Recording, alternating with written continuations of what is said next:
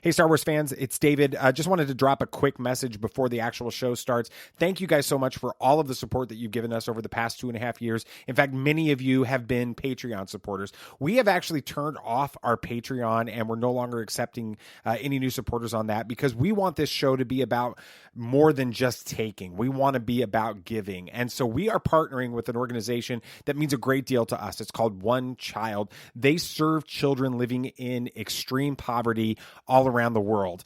These children are living on less than $2 a day, and we have been partnering with them for some time and actually giving our own money to help support these children, and we want you guys to check it out. So go to a specific page on our website, tatooinesons.com/hope.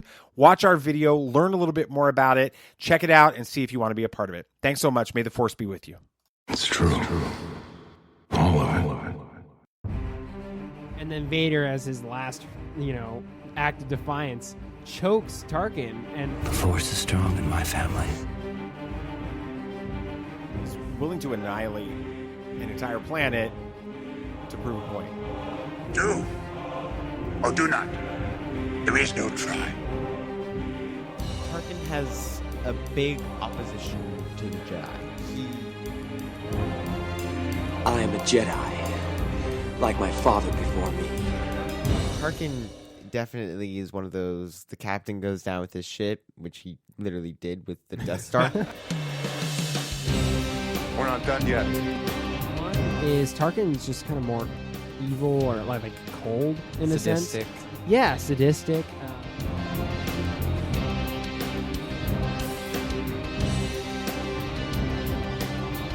Welcome, Star Wars fans. This is Tatooine Sons, your weekly look at all things Star Wars from the unique perspective of a father sharing his love for the amazing space fantasy saga with his two sons. I am BB Nate, and I'm joined first by my brother, Samuel the Hutt. To you Star Wars fans, thanks for tuning in. And if you're not a Star Wars fan, then you're probably still a fan of some of Peter Cushing's work.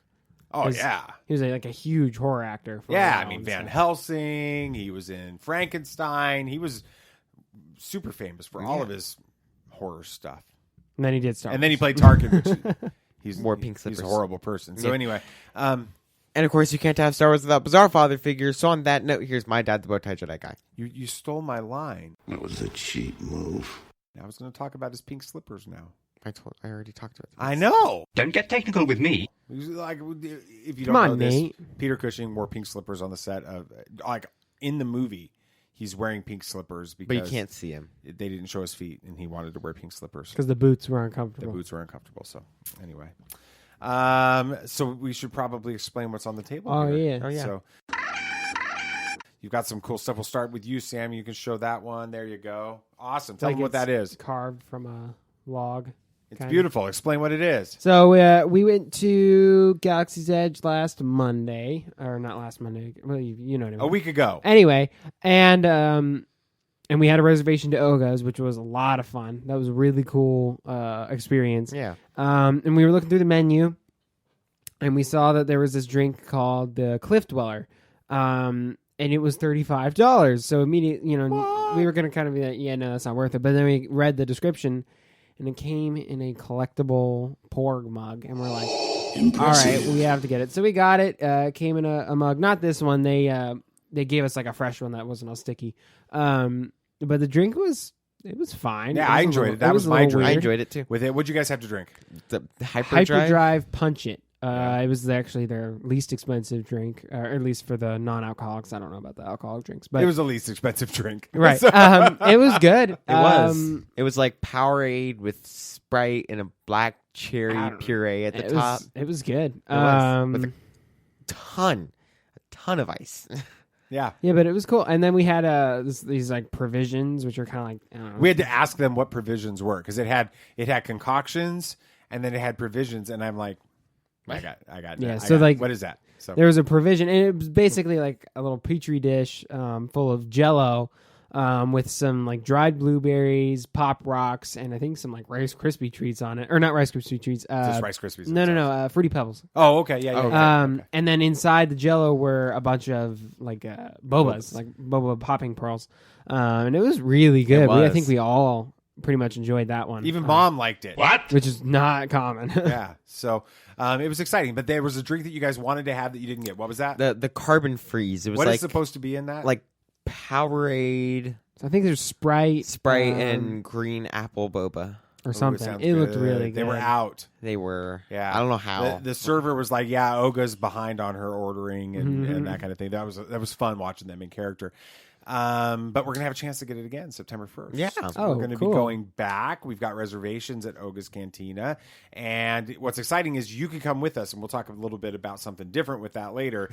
But you can actually have an opportunity to win one of these amazing Porg mugs, because we've got on our Twitter page at Tatooine Sons, pinned tweet is a thread with a series of questions. We want to get your feedback on the show, everything from content to hosts to entertainment value to production quality, all of those things. If you reply to every one of those questions, then your name is going to be included in a list of names that we're going to pull from, where someone's going to win a mug, collectible a Porg Porg Turbis mug from Galaxy's Edge, and you can only get it at Galaxy's Edge. So this is your opportunity. And we'll do a live drawing. Yeah, we're there, gonna do it. right? Yeah, live from September 1st.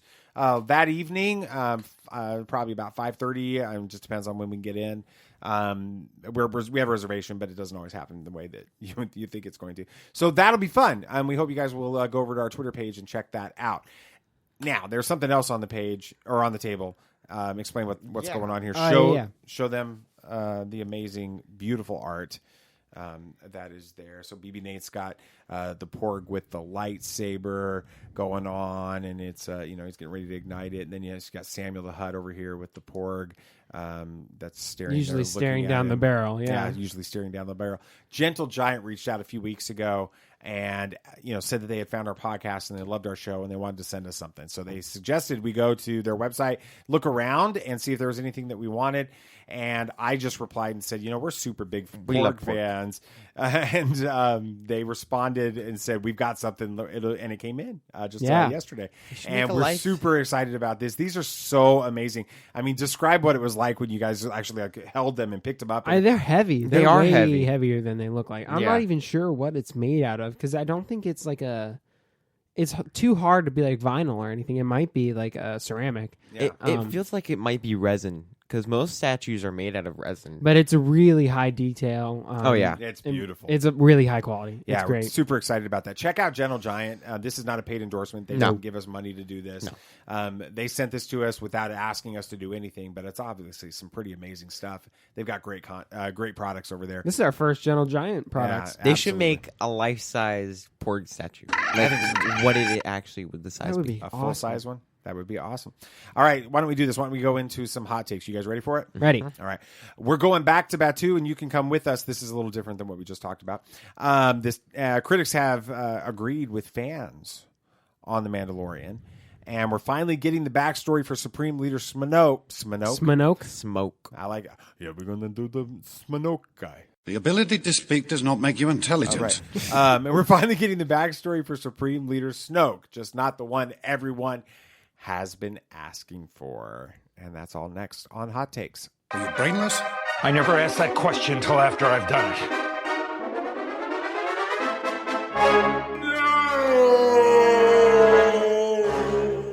Star Wars Tales from the Galaxy's Edge details have been revealed. This is from StarWars.com.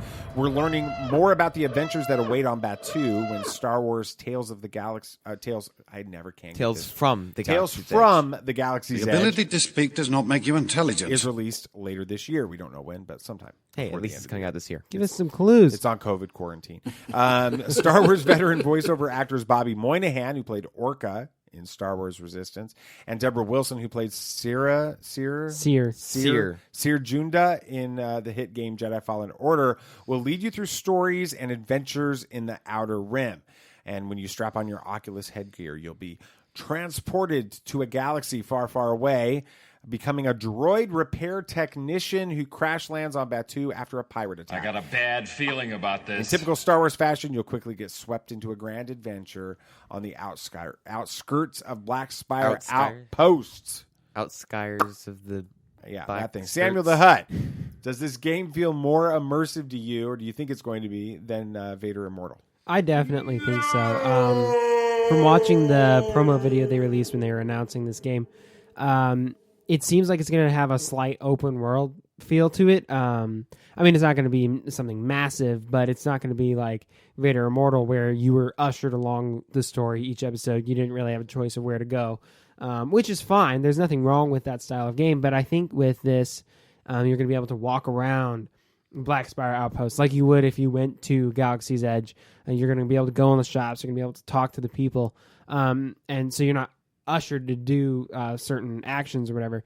And then you're going to be able to go outside of Black Spire Outpost itself and explore new areas of Batuu, which is already going to make it like even cooler than just going to the park in and of itself. So yeah, I think it's definitely going to be more immersive than Vader Immortal. That's awesome. What do you think about that, BB Nate? Yeah, I totally think that it's going to be way more immersive. And I love Vader Immortal, but this is already sounding better just because of where it's set and how it's being made. I do ask for one thing, though.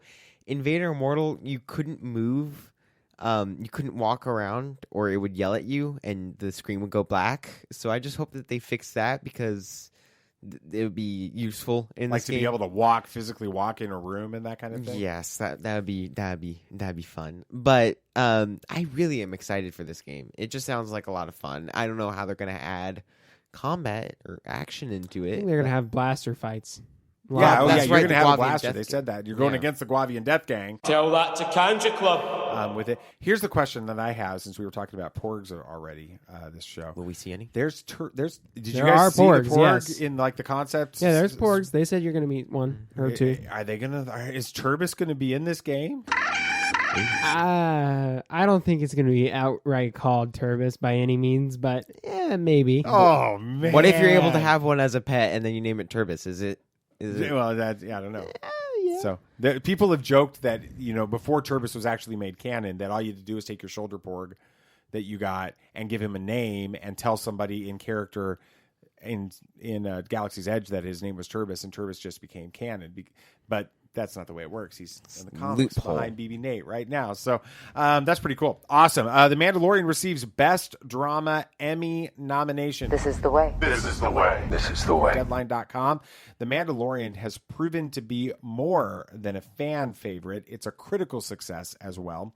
The flagship Disney Plus series received 15 Emmy nominations last week. Great kid! Don't get cocky! Including nominations for Giancarlo Esposito's guest actor role as Moff Gideon. I like this and a guy. surprising nomination for Best Drama. Now, this is the first live-action nomination since Ewoks: The Battle of Endor in 1985. Other series nominated for Best Drama are Better Call Saul on AMC, which also stars Giancarlo Esposito on it. The Crown from Netflix, Handmaid's Tale from Hulu, Killing Eve from BBC America, Ozark from Netflix, Stranger Things from Netflix, and Succession from HBO. BB Nate, what are the chances that The Mandalorian actually wins Best Drama? Not likely. I have spoken. It's just Blunt.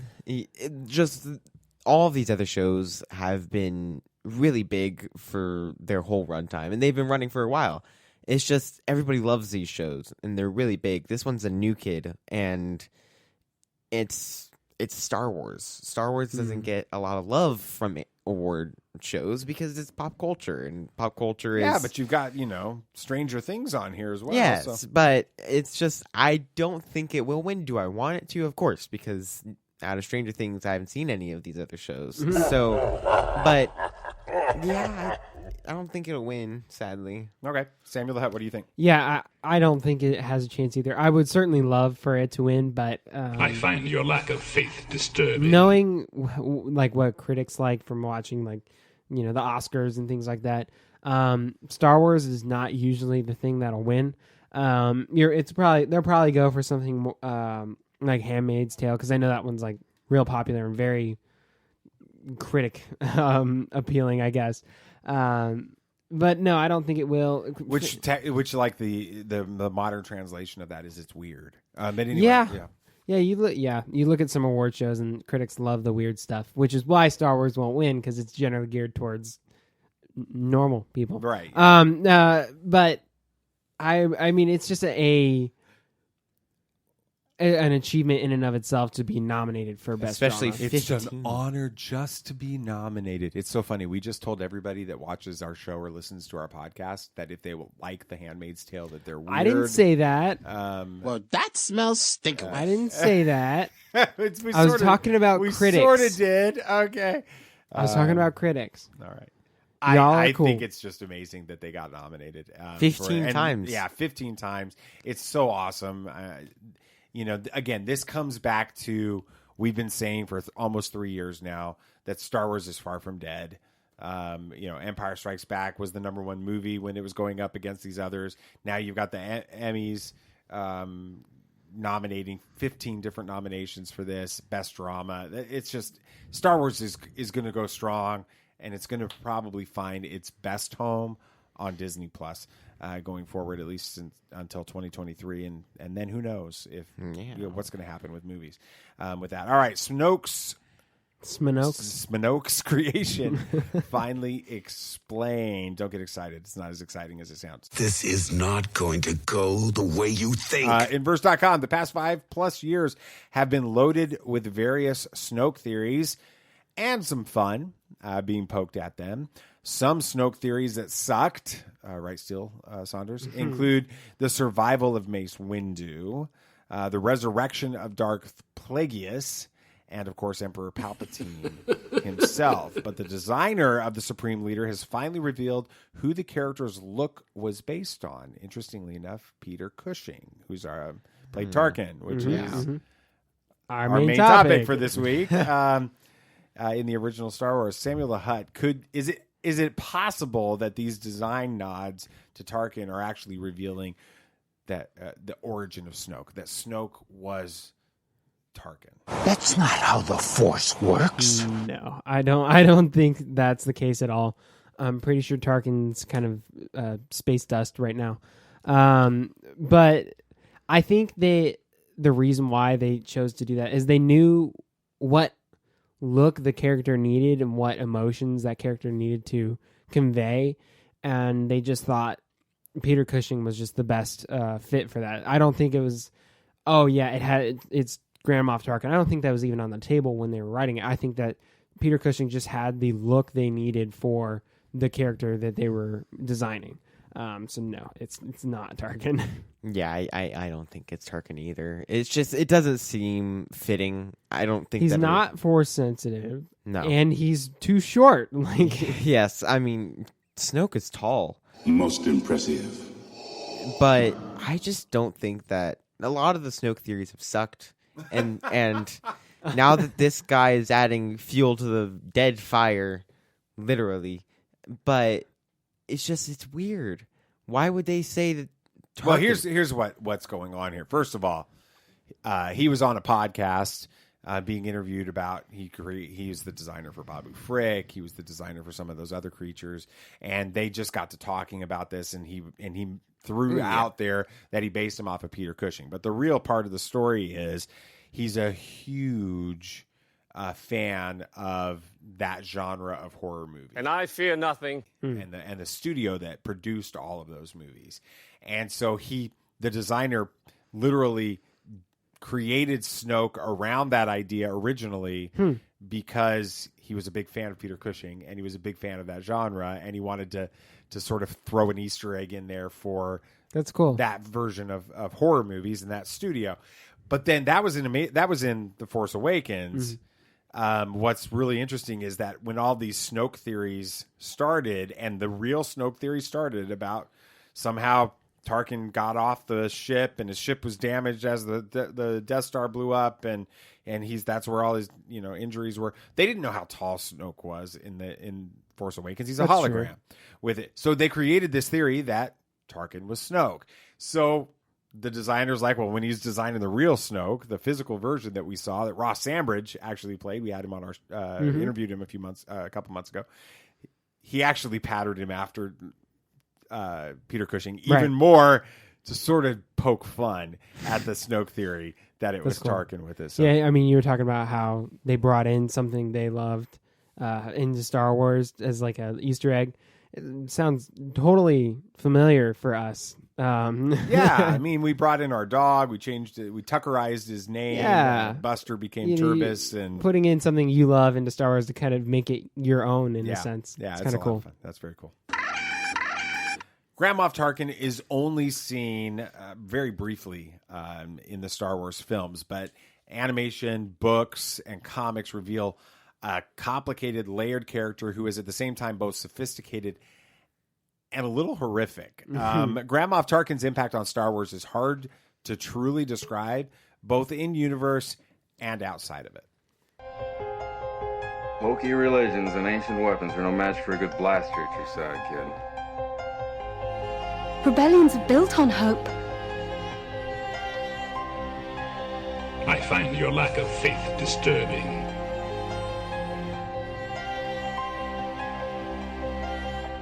As we do every week. Initial thoughts on Tarkin before we get into our main conversation about it. Who goes first? So who talks first? You talk first? I'll go first.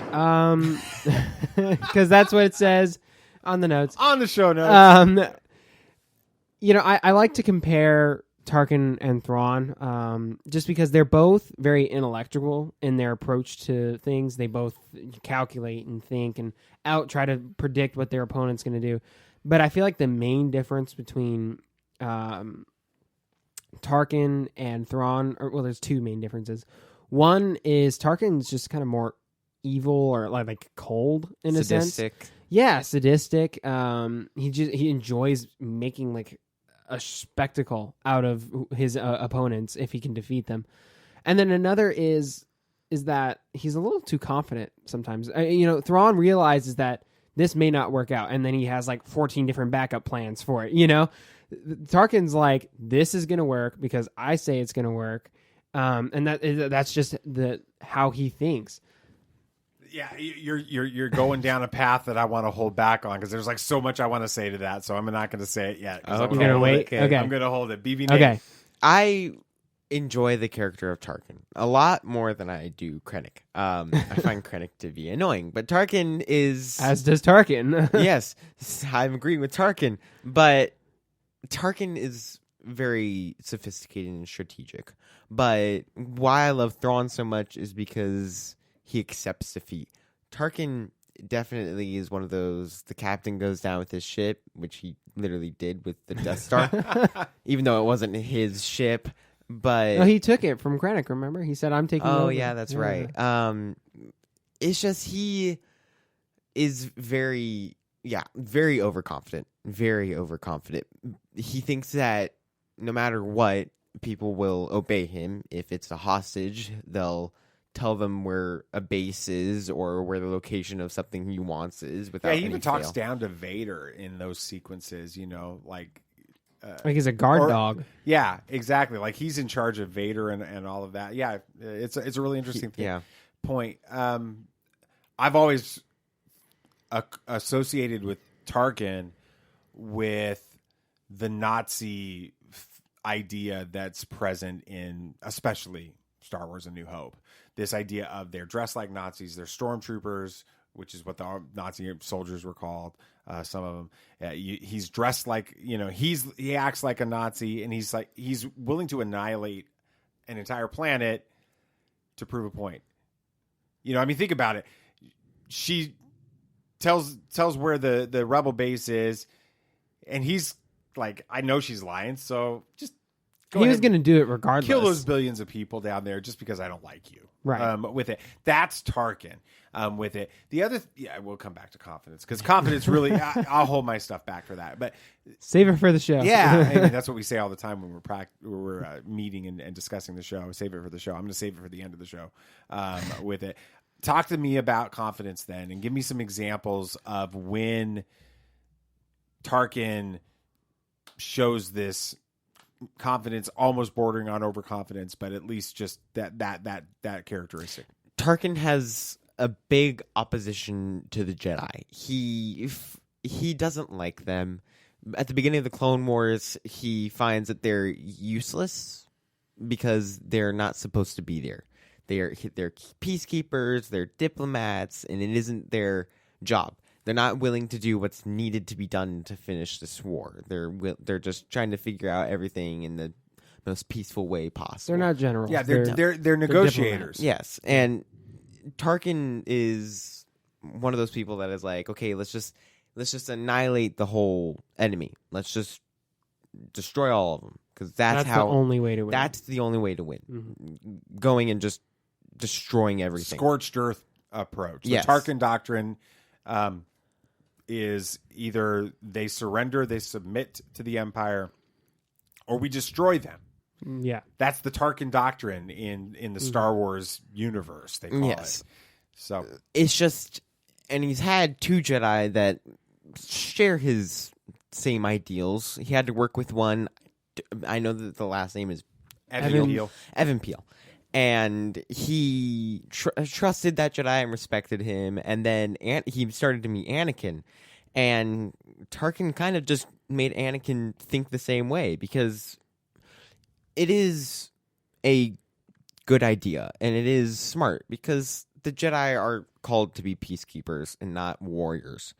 So how do peacekeepers lead people who were clones, who were, speaking of clones, I love my clone shirt, that were created simply to kill. Yes, that was their purpose. They were created to kill. So that's really really good. Samuel, talk about maybe a little bit about Vader with Tarkin here, because Anakin is Vader, and now they spend all this time together. It's kind of a cool. I mean, he's always kind of had this. And we were talking about overconfidence and how he even talks down to Vader.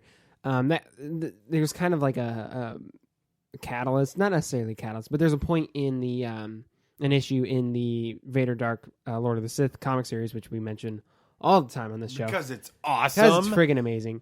And there was this one episode where Tarkin hired a bunch of bounty hunters to literally hunt down Vader. He was stranded on some planet, and he literally had killed the apex predator and had like a cloak that like made him go invisible. I mean, it was the craziest thing.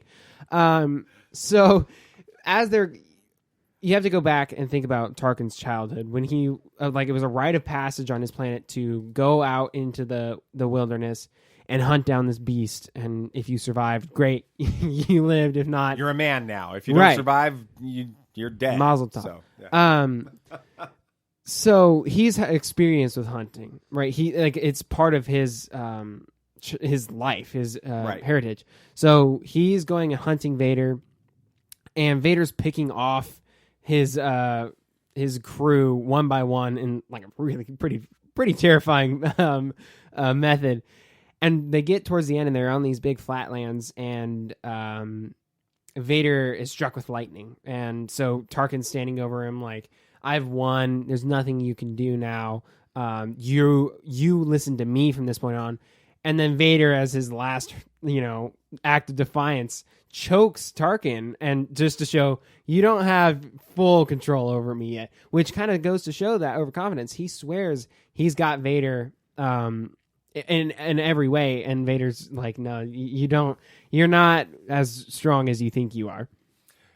When do you think Tarkin realized that Vader was Anakin? Oh, jeez.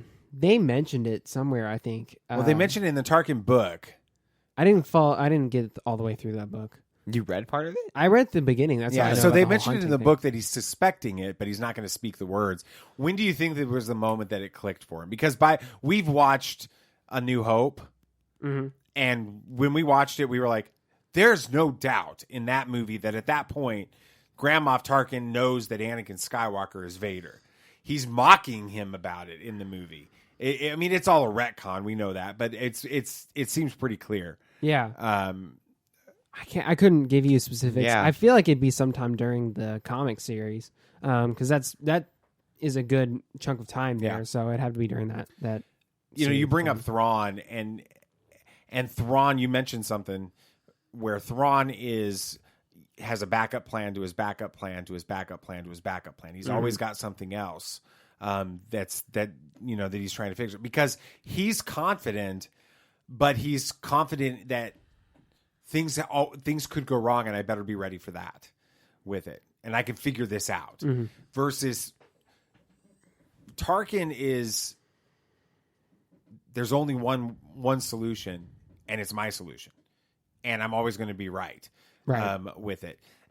We start to see this in A New Hope earlier when Tarkin wants to use the interrogation droid against Leia, and thinking that's going to get the information out, and it doesn't work. And Vader's like, "I told you she wasn't going to talk," basically with it. So then he has to pivot with it, but it really comes at the end. I mean, his life ends with his most famous line, really, "Evacuate in our moment of triumph."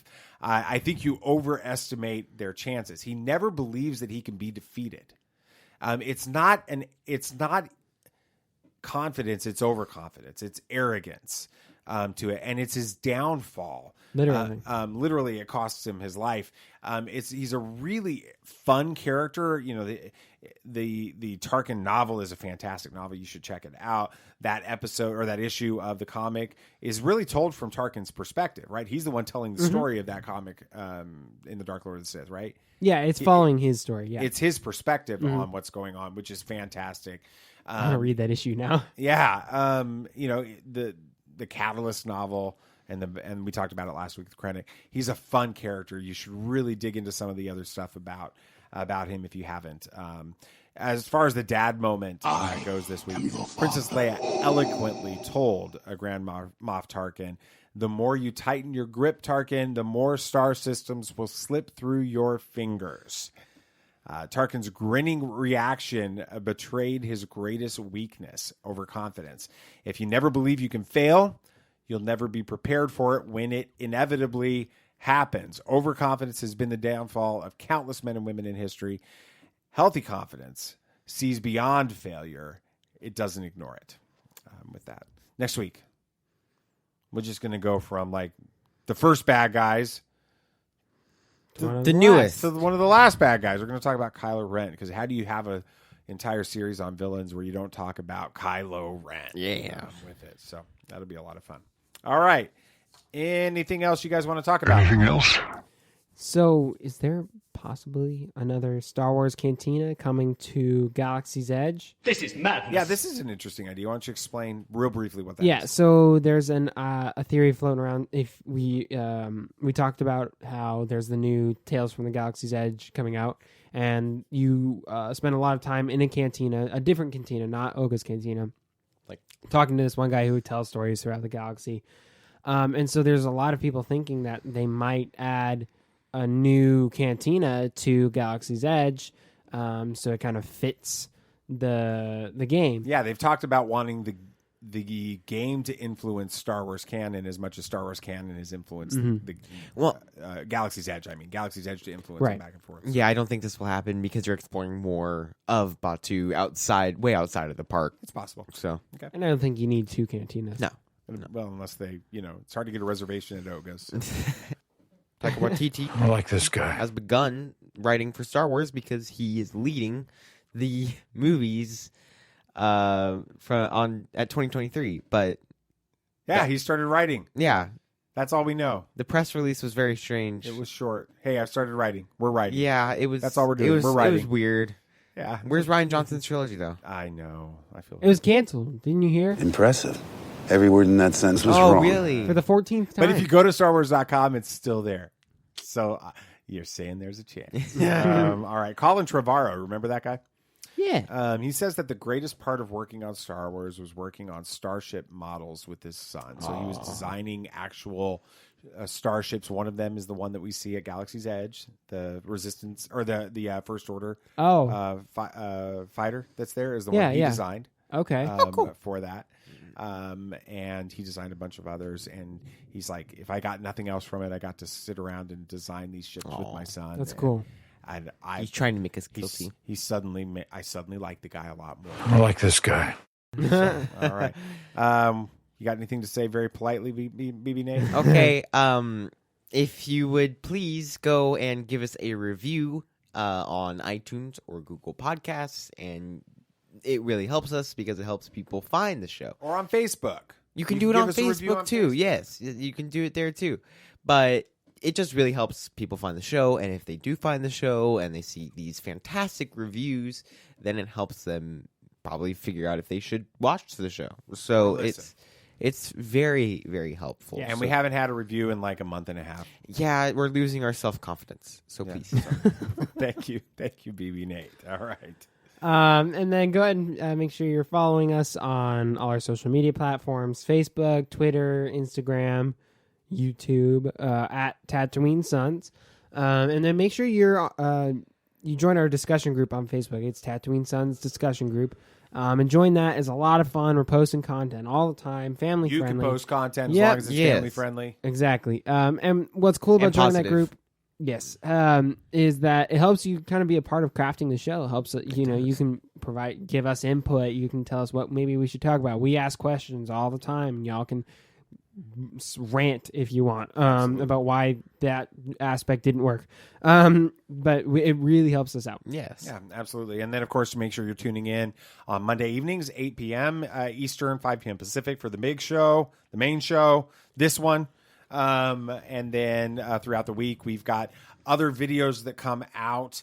It could be an interview here and there. It could be us talking further about some of the hot takes segments, whatever. We want to keep the conversation going, and there's other things that we don't get to talk about on the big show that we want to have a conversation about. So make sure you're subscribing or turning on notifications or whatever you do with that. And we will love to have you guys be a part of that. Yeah. Thanks for watching. Thanks for listening. We really do appreciate it.